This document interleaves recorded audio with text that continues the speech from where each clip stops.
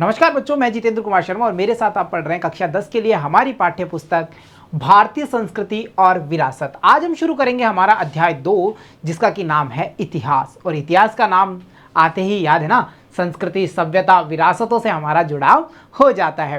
बच्चों, इस अध्याय में जो हमारी अप्रोच होगी वो क्या रहेगी? हमारी कोशिश रहेगी कि हम हमारी जो युग युगीन इतिहास है, सभ्यताएं हैं, वहाँ से हम शुरू करेंगे। फिर हम धीरे धीरे हमारी जो राजस्थान और भारत की जो सभ्यताएं हैं उनको छूते हुए, उनका एक लुक लेते हुए धीरे धीरे हमारे वैदिक काल, उत्तर वैदिक काल की ओर मूव करेंगे। और हमारा जो चैप्टर जाके क्लोज होगा वो होगा हमारा भारतीय संग्राम।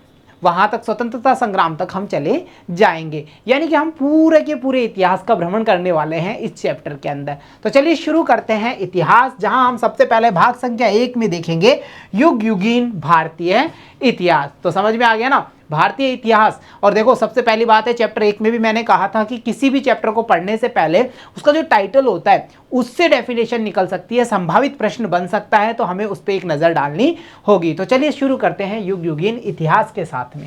देखो बच्चों, अगर हम बात करें भारतीय इतिहास की या इतिहास की, तो इतिहास होता क्या है? किसी भी व्यक्ति या राष्ट्र के निर्माण में उसकी ऐतिहासिक पृष्ठभूमि का बहुत बड़ा योगदान होता है। जैसी बातें उसके अतीत में हो रही हैं, जैसी रूपरेखा, जैसा ढांचा अतीत में बनता आएगा ना, उसी के ऊपर उसका वर्तमान निर्भर करता है। इतिहास से सीख करके हम अपने भविष्य को क्या कर सकते हैं? संवार सकते हैं। इतिहास हमें विभिन्न युगों में अपने पूर्वजों द्वारा की गई, चाहे वो सामाजिक हो, आर्थिक, राजनीतिक, धार्मिक, शैक्षणिक, वैज्ञानिक, कलात्मक या फिर सांस्कृतिक प्रगति का ज्ञान करवाता है। देखो क्या होता है, जब भी हम संस्कृति विरासत की बात कर रहे थे चैप्टर 1 में, तो हमें क्या पता चल रहा था? विरासत कहां से आ रही है? पूर्वजों से। संस्कृति कहां से हस्तांतरित हो रही है? वही पूर्वजों से आ रही है हमारे पास में। तो हम ये भी समझ पा रहे हैं कि जब भी इतिहास को आधार बना करके वर्तमान की बात की जाएगी, तो वो सभी चीजें, वो सारी की सारी विरासत हमें कहां से मिलेगी? पूर्वजों से मिलेगी। और वो हमारी प्रगति का बोध कराएगी कि भाई हम प्रारंभिक काल में कैसे थे, फिर उसके बाद में अगर हम बात करें मध्यकालीन एज में हम कैसे आए, जब हम आधुनिक भारत की बात करेंगे तो वहां हमें क्या डेवलपमेंट आ रहा था। ये सब चीजों का बोध हमें कौन कराएगा? हमारी ऐतिहासिक प्रगति। बच्चों, इसके साथ साथ देखिए, इतिहास के बोझ से हम लोगों में एकता की भावना उत्पन्न होती है। अरे कैसे उत्पन्न होती है? जब भी हम भारतीय स्वतंत्रता संग्राम को पढ़ेंगे ना, तो हमें एक जोश आएगा। हमें सबसे पहला जो भारतीय संस्कृति का विशेषता है हमारी, कि विभिन्नता में एकता, उसका बोध हो जाएगा तुरंत ही। कैसे हम सब ने मिलकर के, बिना अपनी जाति पाति को साइड में रख करके, हमने एक झंडे के नीचे वो संग्राम किया था। तो जब ऐसी बातें इतिहास से, ऐसा ज्ञान, ऐसा बोध हमें इतिहास से मिलता है ना, तो हमें हमारी जो एकता है उसकी भावना का स्मरण हो जाता है। वस्तुतः इतिहास अब केवल तिथियों और घटनाओं का अध्ययन मात्र नहीं है। पहले जहां हम रटते थे भाई 1857 में ये काम हो गया, 695 ईस्वी पूर्व ऐसा हुआ था, 2000 ईस्वी पूर्व ऐसा चल रहा था, ऐसी चीजें जब हम रटते थे ना, तो वो चीजें अब नहीं रह गई हैं। तो अब क्या चेंजेस आ गया भाई इस अध्ययन में? तो देखो, इतिहास के अध्ययन क्षेत्र में जीवन के सभी पक्ष अब समाहित होते हैं। भारत का इतिहास बहुत पुराना है। प्राचीनता हमारी भारतीय संस्कृति, भारतीय इतिहास का पहला गुण है, ये हम पहले अध्याय में समझ चुके हैं। इसके बारे में हमें जानकारी उन प्रमाणों से मिलती है जो हमारे पूर्वज हमारे लिए छोड़ गए। अब बच्चों देखो, निकट अतीत की बात करें, ऐसी एज की बात करें जब कागज का निर्माण था, तो उस समय का जितना भी साहित्य होगा उसके थ्रू, जो लिखित साहित्य है उसके द्वारा हमें हमारे इतिहास का ज्ञान प्राप्त हो जाएगा। तो यहाँ पे लाइन मेंशन कर सकते हैं, निकट अतीत के विषय के बारे में तो हमारे पास में क्या है भाई? लिखित साहित्य उपलब्ध है। किंतु जब कागज का निर्माण नहीं हुआ था, उस समय का इतिहास सूखे ताड़ के पत्तों पर, शिलालेखों पर, ताम्रपत्रों पर, अभिलेखों पर, इन पर अंकित हमें मिलता है। अच्छा, उससे पहले की बात करें, उससे भी प्राचीन, हमारी तो सभ्यता संस्कृति तो बहुत प्राचीन है ना, उससे पहले के इतिहास की बात करें तो वो हमें मिट्टी के बर्तनों, औजारों, उनके निर्माण की रचनाएं, बनाए गए चित्रों, संकेतों, इन सब से वो हमारे सामने स्पष्ट होकर के आता है। तो अब ये समझ पा रहे हैं कि हमने यहाँ पे जो पाठ में पहला टॉपिक मेंशन किया है, युग युगीन, यानी कई युगों से, कई पीढ़ियों से, कई सालों से चलता आ रहा है हमारा भारतीय इतिहास, और हम कोशिश कर रहे हैं उसको समझ बनाने की। यहाँ से जो हमारे काम की बातें इतने सब में वो एक बस निकल करके कितनी आ रही है, पहली बात तो ये आ रही है कि जब कुछ ऐसा हमारा अतीत है, ऐसा हमारा इतिहास है जिसका लिखित साहित्य उपलब्ध है। जब लिखित साहित्य उपलब्ध नहीं था, कागज नहीं था, तो कैसे पता कर रहे थे? तो हमने ये देखा कि उस समय के जो सूखे ताड़ के पत्तों पर लिखे गए लेख हैं, शिलालेख हैं, अभिलेख हैं, ताम्रलेख हैं, उनकी हम बात कर लेंगे। और उससे पहले की अगर हम बात करेंगे तो वहां पे मिट्टी के बर्तनों, औजारों, बनाए गए चित्रों, संकेतों, इन सब के बारे में हम बात कर लेंगे। ये हमारे काम की बातें यहां से, ठीक है। इसके बाद में हम बढ़ते हैं आगे, और यहां हम सबसे पहले जिस सभ्यता से हम इंक्लूड होने वाले, जानकारी लेने वाले हैं, वो है हमारी सिंधु सरस्वती सभ्यता।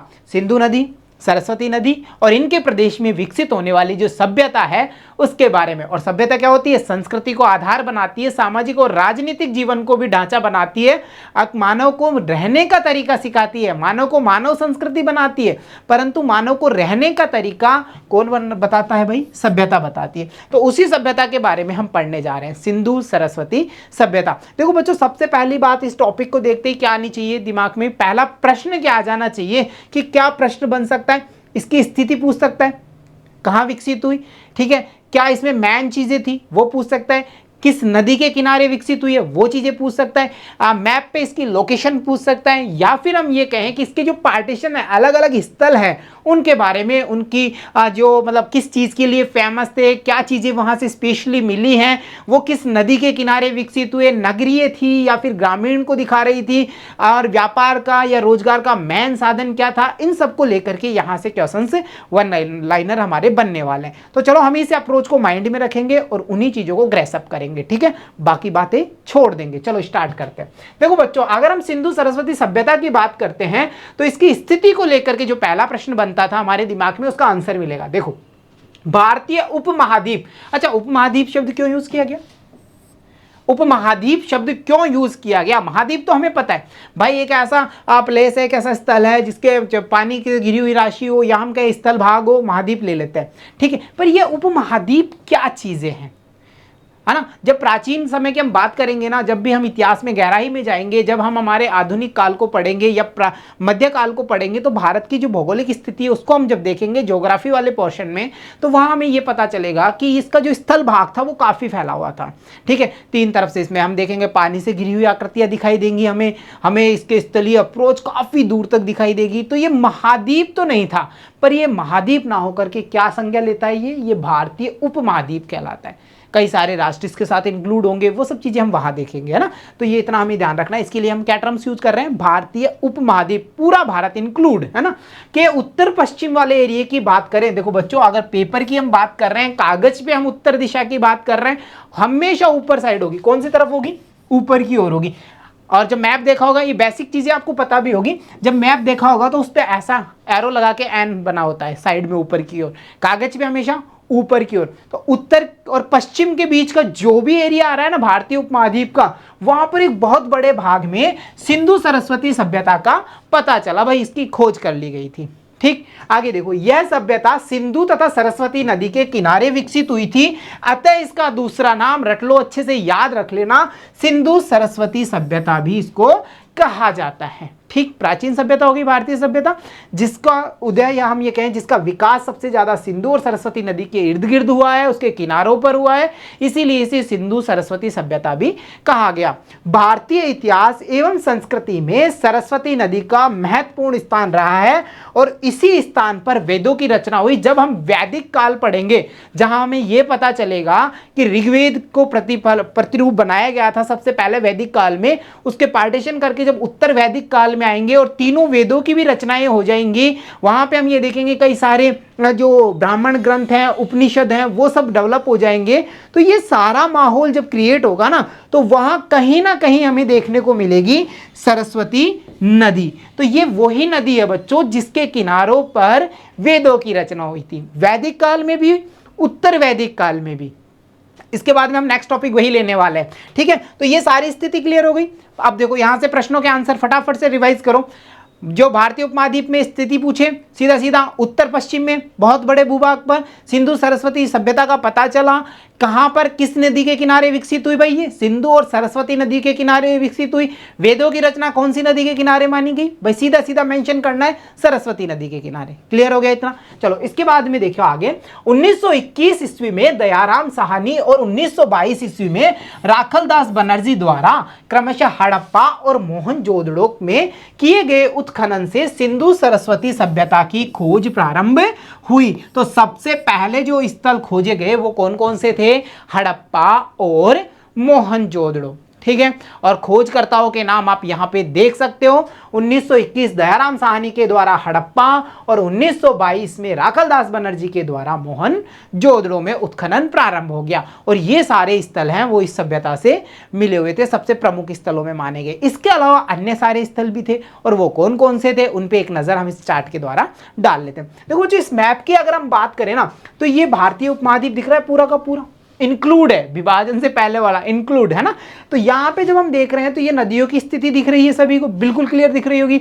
यहाँ पे जैसा हम देख पा रहे हैं, ये रही भाई सिंधु नदी दिख रही है, सतलज भी दिख रही है, रावी, चिनाब, झेलम, ये सारी नदियां हमें दिख रही हैं, है ना। ये साबरमती, ये सारी नदियों की स्टेबिलिटी। और जितनी भी सभ्यताओं का उदय हुआ ना, मैक्सिमम कहाँ हुआ है? नदियों के किनारे पे हुआ है। क्यों हुआ है? जल मिल जाता था आराम से, खेती वेती का कार्य करना है वहीं पे हो जाता था सब काम। हम हमारे तरीके से सोचे ना तो बड़ा आसानी से हम किसी चीज को मेंशन कर सकते हैं, है ना, ये सब चीजें। तो यहाँ पे ये जो मैप है उसमें इतनी सारी सभ्यताएं हैं, जैसे हड़प्पा, मोहनजोदड़ो, या हम बात करें धोलावीरा, कालीबंगा, रोपड़, बनावली, और ये सब जैसे सुरकोटड़ा, ये सब सभ्यताएं हैं। हम में से इसमें से मोस्टली कुछ सभ्यताएं हमारे चैप्टर में हमें देखने को मिलेंगी। ये मैप आप अच्छे से एक बार रिवाइज कर लें, आगे के लिए बहुत काम आने वाला है। ठीक है, तो चलिए अब चलते हैं हम सारी सभ्यताओं पे वन बाई वन, स्थलों पे।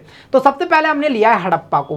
देखो हड़प्पा को लिया है, पहले मैंने बताया था किसी भी सभ्यता स्थल को जब हम पढ़ेंगे ना, तो हमारे माइंड में पहला क्वेश्चन क्या नोट करना चाहिए, क्या दिमाग में आना चाहिए कि भाई इसकी स्थिति क्या है, कौन से क्षेत्र में, किस जगह पे, किस जिले में, किस नदी के किनारे स्थित है। और यहां से मैं मोस्टली सबसे इंपॉर्टेंट थिंग क्या मिली है खोज में, इतनी तीन चीजें याद रख लेना भाई। कहां किस जिले में स्थिति हो गई, अगर नदी वाली बात है तो कौन सी में है, और कोई स्पेशल थिंग यहां से मिली है तो वो क्या है। ये तीन आंसर लेके चल लें और ये सभ्यताएं क्लियर होंगी। ज्यादा कुछ इसमें हमें दिमाग लगाने की जरूरत नहीं होने वाली। चलो देखो हड़प्पा की अगर हम बात करते हैं तो पाकिस्तान में पंजाब के मोंटगोमरी जिले में रावी नदी के तट पर स्थित है। तो स्थिति भी आ गई इसकी, ठीक है, पाकिस्तान में पंजाब में मोंटगोमरी जिले में। और इसकी नदी का नाम भी आप यहां साथ में देख पा रहे हो, कौन सी नदी के तट पर?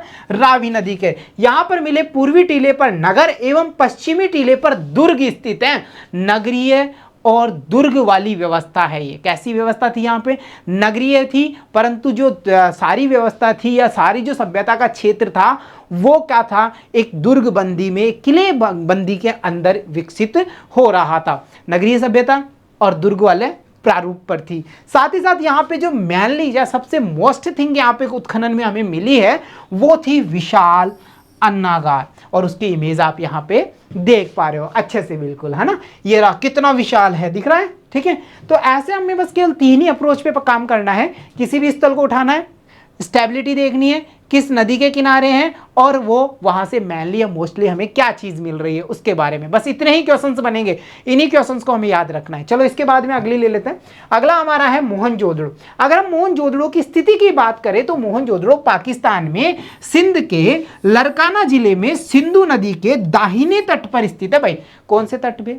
दाहिने तट पे। इतना डीपली हमसे मोस्टली पूछा नहीं जाता, बट फिर भी हमें रिवाइज रखना होता है कि भाई पहली तो स्थिति का है पाकिस्तान के सिंध के लरकाना जिले में, ठीक। और है किस नदी के? सिंधु नदी के। कौन से किनारे पे है भाई? दाहिने किनारे पे। इतनी बात रट लोगे, ठीक। अब ये शब्द अजब सा लग रहा है, देखो मोहनजोदड़ो क्या मतलब होता है इसका, ये भी प्रश्न पूछा गया है हमसे, बिल्कुल प्रीवियस ईयर्स में पूछा गया है कि मोहनजोदड़ो का जो शाब्दिक अर्थ है वो क्या होता है। संस्कृति का शाब्दिक अर्थ क्या देखा था पहले चैप्टर में? परिष्कृत करना। जैसे यहां से मेंशन किया गया था कि मोहनजोदड़ो का शाब्दिक अर्थ क्या होगा। सिंधी भाषा में मोहनजोदड़ो का अर्थ होता है मृतकों का टीला। रख लेना भाई, अच्छे से याद कर लेना, दबा के याद कर लेना, इसको भूलना नहीं है। मृतकों का टीला, इतना याद करना। अब ऐसा थोड़ी वो मृतकों का टीला था, पर इसका नाम यही है और इसका मीनिंग यही है, हमें याद करना ही होगा। अब यहाँ पे ये बातें कर ली, स्थिति देख ली, एक अलग चीज यहाँ मिली हमें, उसे हमने रिवाइज कर लिया। अब ये देखना है यहाँ से मिला क्या था, मैं मोस्ट चीज वो ये थी, यहाँ पर एक विशाल स्नानागार मिला था, एक बहुत बड़ा बाथ पैलेस मिला था, बात करने का पैलेस था भाई, जो वहाँ पे कोई बड़ा फंक्शन वगैरह होता था ना, तो सारे लोग इकट्ठा होके वहीं पे नहाने वाने जाते थे, अपने जैसे स्विमिंग पूल टाइप होते ना, वैसे कोई था। ठीक है, यहाँ पे इमेज हम अच्छे से देख पा रहे हैं, इतनी बातें याद रह जाएंगी। स्थिति हो गई, इस शब्द का अर्थ हो गया, और यहाँ से हमें मिला क्या है वो हो गया, किस नदी के किनारे पर स्थित है, याद रख लेना सिंधु नदी के दाहिने तट पर। हो गया, 2 बार रिवाइज कर लो। ये भाई पाकिस्तान में सिंध के लरकाना जिले में सिंधु नदी के दाहिने तट पर है। इस शब्द का जो सिंधी भाषा में मतलब है वो होता है मृतकों का टीला, और यहां से हमें जो चीज प्राप्त हुई है वो है हमारा विशाल स्नानागार। हो गया तीनों क्वेश्चंस याद। चलो नेक्स्ट वाले पार्ट्स पे चलते हैं। अगला जो स्थल हमें मिला वो है कालीबंगा। ये कालीबंगा है कहां पे, तो देखो कालीबंगा की अगर स्थिति की हम बात करने जा रहे हैं तो ये राजस्थान के हनुमानगढ़ जिले में स्थित है। एक क्वेश्चन हो गया, कालीबंगा की स्थिति बताइए, कालीबंगा सभ्यता स्थल कहाँ पे मिला, किस राज्य के कौन सी जगह पे, वो सब चीजें हमने मेंशन कर दी कि भाई कालीबंगा राजस्थान के हनुमानगढ़ जिले में। पहला क्वेश्चन। अगला क्वेश्चन क्या बनेगा, कालीबंगा कैसी नगरी कैसी योजना थी, या यहाँ की जो स्थिति थी वो कैसी थी। हम सीधा सीधा कहेंगे ये एक नगरीय योजना है और अन्य नगरों के समान ही थी। यहाँ पर हमें दुर्ग, निचला नगर, ये दोनों विभाजन देखने को मिलते हैं। यानी उपला नगर जिसे दुर्ग की संख्या दी गई, और नीचे एक नगर बसाया गया था जिसे हम निचला नगर कहते हैं। और यहाँ पर जो प्रमाण मिले हैं वो है जुते हुए खेत के प्रमाण, और कालीबंगा का जो शाब्दिक अर्थ होता है वो होता है काली चूड़िया। सारे के सारे प्रश्न हमारे सामने हैं और इनसे बाहर यहां से कुछ पूछने वाला ही नहीं है। ठीक है, देखो रिवाइज कर लो। राजस्थान के हनुमानगढ़ जिले में स्थित कालीबंगा नगरीय योजना थी। यहां पर दुर्ग और निचला नगर जैसी विभाजन हमें देखने को मिलता है। यहां से हमें जुते हुए खेत के प्रमाण मिलते हैं, और साथ ही साथ हम कह सकते हैं कि कालीबंगा का अर्थ होता है काली चूड़िया। 6 के 6 प्रश्न हमसे रिवाइज हो चुके हैं यहाँ से, और इन 6 के अलावा कुछ बनता ही नहीं है। तो चलो अगले स्थल पे चलते हैं। अगला जो हमारा सभ्यता स्थल है वो है बनावली। अगर बनावली की हम बात करते हैं तो ये हरियाणा के हिसार जिले में स्थित है। स्थिति क्लियर हुई, ठीक है। यहाँ दुर्ग व निचला नगर अलग अलग न होकर के एक बड़ी सी दीवार के अंदर, जिसे हम किलेबंदी का रूप दे सकते हैं। भाई एक किला क्या होता था पहले, उसी के अंदर सब चीजें होती थी और घेराबंदी होती थी चारों तरफ से, ऐसा किला का प्रारूप होता है। तो ऐसे ही यहाँ पे दुर्ग व निचला नगर अलग अलग नहीं थे। जैसा अलग अलग हमने कालीबंगा में देखा वैसा यहाँ अलग अलग नहीं था। इस इमेज में भी आप अच्छे से देख पा रहे हो, ये प्राचीर के अंदर ये पूरा का पूरा एक पार्टीशन, दुर्ग भी और निचला नगर भी दोनों क्या है, एक पार्टीशन में नहीं होके एक साथ इंक्लूड हो रहे हैं भाई, एक ही साथ आ रहे हैं, एक प्राचीर के अंदर है। और यहां पे सबसे इंपॉर्टेंट बात थी कि यहां के कई मकानों में अग्नि वेदियां मिली हैं, और यहां के सभी मकानों के बाहर या सामने चबूतरे बने होते थे। स्पेशली बात आ गई।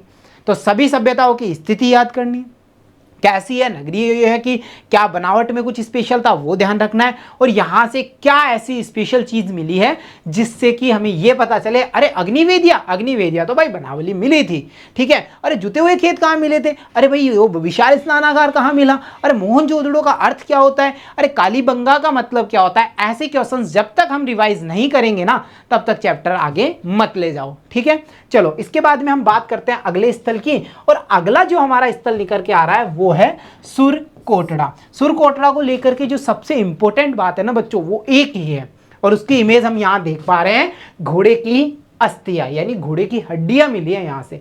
ये सबसे इंपॉर्टेंट फैक्ट था यहां का।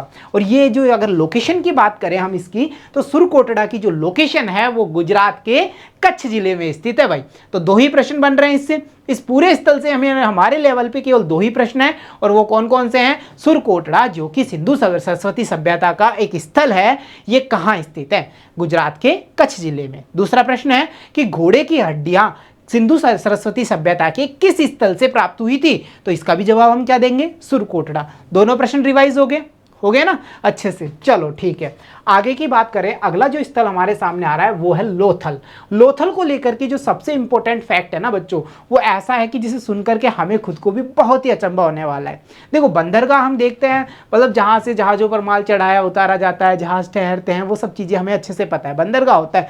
परंतु जो लोथल था, सिंधु सरस्वती सभ्यता का स्थल था लोथल, वहां पर भी किसके साइन है, क्या चीज थी वहां पर, यहां पर एक बंदरगाह था। ये एक बंदरगाह का कार्य करता था पूरा एरिया। अब क्या क्या और इसकी जो लोकेशन है वो और देख लेते हैं। तो देखो, अगर सिंधु सरस्वती सभ्यता के स्थल लोथल की हम बात करने जाएं तो देखिए लोथल अहमदाबाद में भोगवा नदी के तट पर स्थित है। लोकेशन आ गई अहमदाबाद, गुजरात हो गया, ठीक है। किस नदी के किनारे आ रहा है भाई, भोगवा नदी के किनारे आ रहा है। यहां पर भी नगर दो भागों में विभाजित था, जैसा कि हमने पिछले पार्टीशन में भी देखा, कालीबंगा में देखा कि दुर्ग था और एक निचला नगर था, वो चीजें हमने वहां देखी थी। वैसे ही लोथल में भी दो पार्टीशन नगर के थे, एक था दुर्ग और एक था निचला नगर।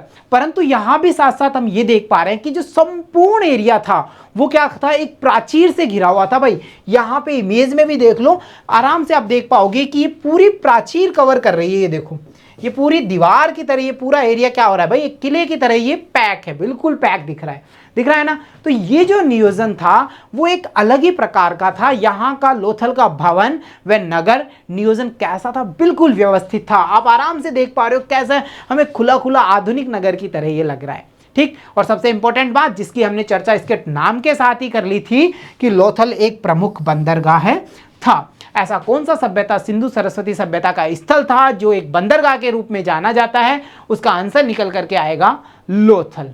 क्लियर। सिंधु सरस्वती सभ्यता का ऐसा कौन सा स्थल था जो अहमदाबाद में भोगवा नदी के तट पर स्थित था, लोथल। क्लियर हो गया इतना। प्रश्न की अप्रोच समझ पा रहे हो ना, कैसे प्रश्न बन सकते हैं, कैसे हम खुद से प्रश्न डेवलप करेंगे। वन लाइनर हो या डिटेल्ड पूछे कि भाई लोथल सिंधु सरस्वती सभ्यता के स्थल लोथल पर टिप्पणी लिखिए। चलो भाई टिप्पणी लिखनी है, 2 से 4 नंबर का क्वेश्चन है, फटाफट से ये 5 बातें मेंशन करनी है और 2 से 4 नंबर लेने। हो गया क्लियर। चलो इसके बाद में हम बात कर लेते हैं अगले क्षेत्र की, जो है धोलावीरा। अगर धोलावीरा की हम बात करेंगे तो ये गुजरात के कच्छ जिले में स्थित है। स्थिति क्लियर हो गई। इसकी सबसे मुख्य विशेषता ये थी, यहां का नगर नियोजन 3 भागों में था भाई। अब तक 2 भाग देख रहे थे, दुर्ग है, निचला नगर है। प्राचीर में बंद दुर्ग है, निचला नगर है। परंतु जब हम धोलावीरा पे आते हैं तो वीरा मतलब बड़ा भाई हो गया ना, तो ये तो वैसे ही बड़ा है भाई। तो इसके आधार पे हम कयास या प्रयास कर सकते हैं, समझ सकते हैं कि यहां पर जो नगर नियोजन बनाया गया उसके 3 भाग किए गए थे, दुर्ग, मध्यम नगर और निचला नगर। और तीनों मेंशन है, देखो दुर्ग है, मध्यम नगर है और निचला नगर है। इसके अलावा अगर हम बात करें अन्य जो क्षेत्रों की जो सिंधु सरस्वती सभ्यता से बिलोंग करते हैं और हमारे सिलेबस से थोड़े आउट ही मान सकते हैं कि हमारे सिलेबस में डिटेल इतना ही है ना, तो उनके बारे में हमें केवल उनके नॉलेज होना चाहिए भाई कौन कौन से स्थल हैं। तो और स्थलों में हम बात करें जैसे राखीगढ़ी, आलमगीरपुर, रोपड़, भगवानपुरा आदि स्थानों की भी बात करें तो वहां से भी इस सभ्यता के प्रमाण मिले हैं। और वो जो मैप था उसमें आप इन सभी के स्थलों की स्थिति देख सकते हैं। आगे आपके जो आगामी क्लासेज होंगी 11th 12th वहां पे अच्छे से काम आने वाली हैं वो चीज़ें, ठीक है। तो उस मैप को एक बार अच्छे से रिवाइज करें, क्योंकि ज़्यादा सीखा हुआ दुख नहीं देता है भाई, सीख लेना चाहिए, है ना। तो चलो एक बार अच्छे से शॉर्टली नजर डाल लेते हैं सिंधु सरस्वती सभ्यता के सारे स्थलों पर और रिवाइज कर डालते हैं सबको, ठीक। चलो शुरू करते हैं। पहले हम देख पा रहे हैं इस पाई चार्ट से कि सिंधु सरस्वती सभ्यता में हमने हड़प्पा की बात करी, ठीक है, मोहनजोदाड़ो की बात कर ली, कालीबंगा की हमने बात कर ली, बनावली की हमने बात करी, सुरकोटड़ा, धोलावीरा और लोथल की हमने बात कर ली। इनको लेकर के हमारी अप्रोच क्या होनी चाहिए, प्रश्नों के लेकर के एक ही अप्रोच माइंड में सेट कर लो कि यहां से क्या क्या पूछेगा। पहली चीज ये पूछेगा कि ये कहां स्थित है, कौन सी नदी है उसके किनारे स्थित है, कैसी सभ्यता थी, दुर्ग, निचला नगर में मेनली सब में है। और हमें केवल इतना सा याद रखना है कि जो धोलावीरा है वहां पे 3 पार्टीशन किए गए थे नगर नियोजन के, इतना याद रह जाएगा, ठीक है। या फिर ये पूछा जा सकता है कि ये जो मैं मोस्टली चीज है, जैसे विशाल स्नानागार कहाँ मिल रहा है, मोहनजोदड़ो में मिल रहा है, घोड़े की हड्डियों का जो प्रमाण है वो कहाँ से मिल रहा है, सुरकोटड़ा में मिल रहा है। ऐसी चीजें हमसे पूछ सकता है। तो यही अप्रोच होनी चाहिए, आपका ये क्लियर हो जाएगा टॉपिक, ठीक। और यहाँ पे साइड में आप देख पा रहे हैं मैप, जिसमें इनकी सभी की स्थिति हमारे सामने होगी, अन्य जो नाम थे उनकी स्थिति को भी आप यहाँ पे देख सकते हो। तो बच्चों हमने ये देखा कि युग युगीन जो हमारी सभ्यताएं थी, भारतीय प्राचीन सभ्यता है, उसका विकास कहाँ से स्टार्ट हो रहा है। जहां हमने शुरू कर दिया था सिंधु सरस्वती जो सभ्यता है उसको लेकर के, और हमने हमारे आज की कक्षा में ये देखने की कोशिश की कि ऐसे कौन से मोस्टली जो स्थल हैं जो सिंधु सरस्वती सभ्यता के प्रमाणों को हमें प्राप्त करते हैं,